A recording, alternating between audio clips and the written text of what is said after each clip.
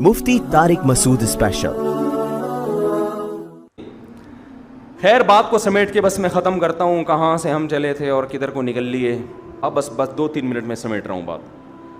ماں باپ کی بات درمیان میں آ گئی تھی، وہ میں کمپلیٹ کر دیتا ہوں، وہ بہت ضروری ہے، کیونکہ اس زمانے میں اولادوں کو ماں باپ کا باغی بنایا جا رہا ہے۔ اس زمانے میں ایسا نہیں ہے، ٹھیک ہے بعض ماں باپ بھی ظالم ہوتے ہیں لیکن بہت کم ریشو ہے ان کا۔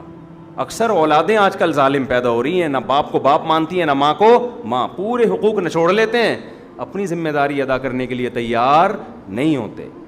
ایسے ایسے کیسز بھی میرے علم میں، لڑکی گھر سے بھاگ گئی، باپ ناراض ہو کے بیٹھا ہوا ہے، شادی ہو کہیں کر لی آشنا سے، کم عمری میں بھاگی، اور باپ ناراض ہو کے بیٹھا ہوا ہے، نہ باپ مر گیا مگر نہیں توفیق ملی جا کے منانے کی۔ یار تمہارے کیسا ضمیر برداشت کر لیتا ہے؟ تم قیامت کے دن اس باپ کو کیسے منہ دکھاؤ گی؟ اپنی خواہشات کو قربان کر دو ماں باپ کی رضا پر۔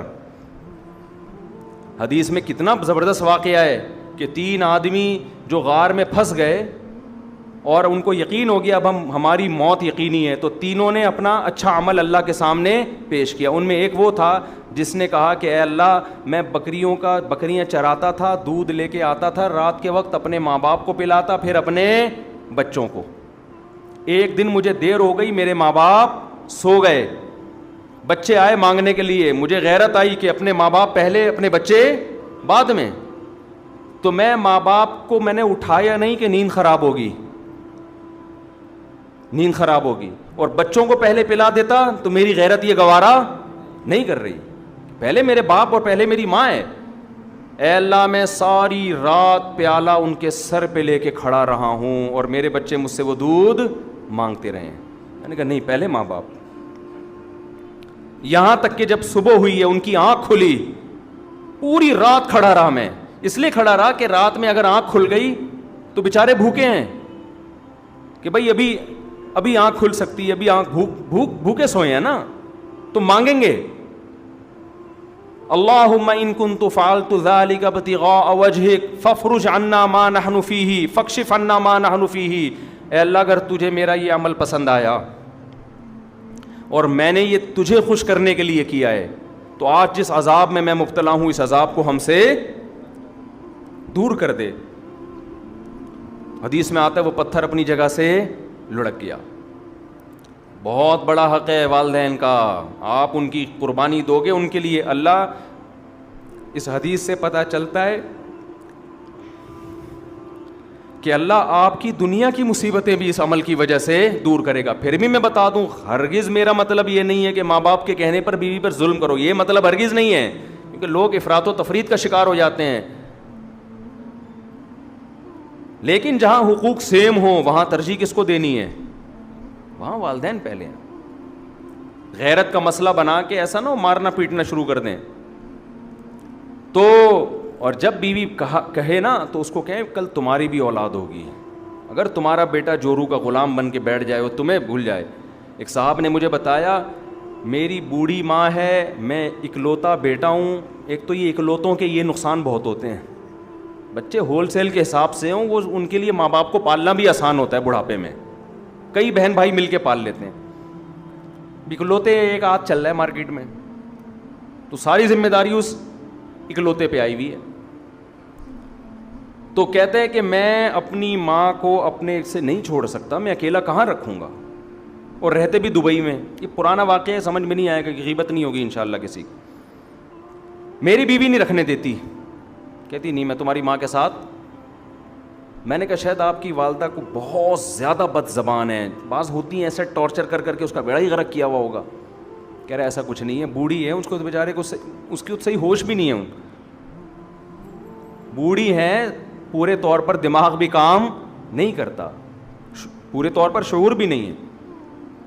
کہہ رہے میری بیوی کہہ رہی ہے کسی قیمت پہ نہیں رکھنا، کہہ رہے الگ پڑی رہتی ہے، کام بھی میں ہی کر رہا ہوں اپنی اماں کے۔ کہتی ہے نہیں، میں نے گھر میں سانس رکھنی نہیں ہے۔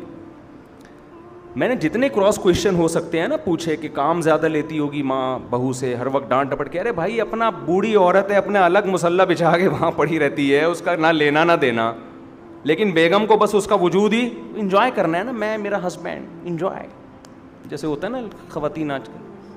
کباب میں کوئی تیسرا ہڈی نہیں ہونا چاہیے, کیونکہ ظاہر ہے شوہر کی توجہ کچھ نہ کچھ تو ماں کی طرف ہوگی نا جب وہ وہاں رہے گی. اماں سے آگے پوچھے گا ناشتہ کیا نہیں کیا, کھانا کھایا, تو وہ عورت چاہ رہی تھی یہ بھی نہ ہو, اتنی بھی مجھے کسی کی دخل اندازی برداشت نہیں ہے. اس کا اصل حل تو یہ تھا کہ ایک اور شادی کر لے. جب دیکھے گی نا ماں سے, ماں ہی اچھی تھی یار, یہ سوگن آ گئی, اس سے بہتر ہے تو اپنی ماں کی خدمت کر لیا کر. لیکن خیر, تو میں نے کہتا ہے یار نہیں, میں نے کہا بھائی پھر کیا ہے, یعنی میں نے کہا یہ تو نہیں ہو سکتا, ماں کو تو رکھنا پڑے گا آپ کو. کہہ رہے ہیں پھر میں کیا کروں. کہنے لگا کہ وہ کہہ رہی ہے کہ میں کسی قیمت میں نہیں رہوں گی.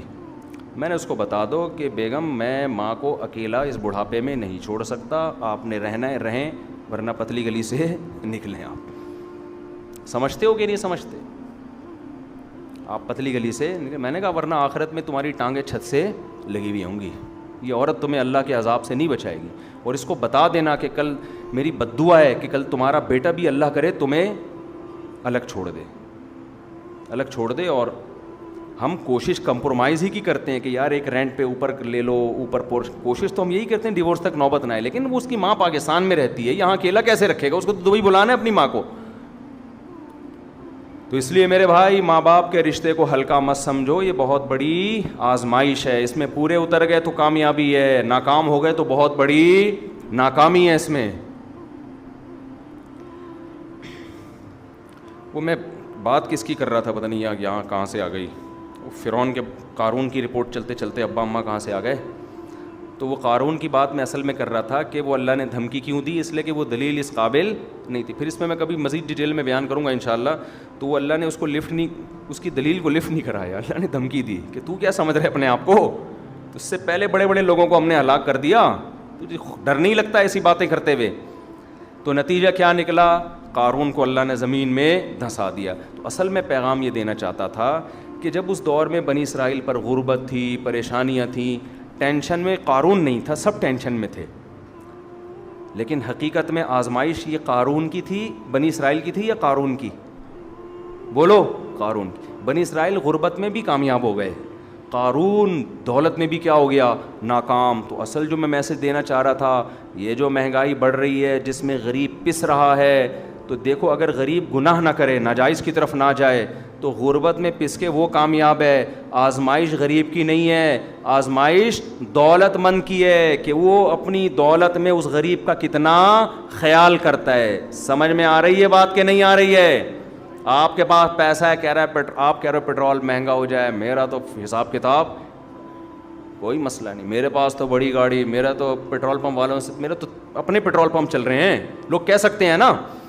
تو جتنی بھی مہنگائی, کچھ لوگ ہے کہہ رہے ہیں جتنی بھی مہنگائی وجہ ہماری صحت پہ کوئی اثر نہیں پڑتا, اللہ کا شکر ہے, اللہ کا دیا بہت کچھ ہے. او بھائی آپ کی آزمائش غریب سے زیادہ ہے کہ آپ ایسے موقع پہ ان غریب لوگوں کا خود کتنا خیال کرتے ہو. تو حکمرانوں کی جہاں آزمائش ہے وہاں ہماری بھی آزمائش ہے. اللہ ہمیں اس آزمائش میں پورا کرے.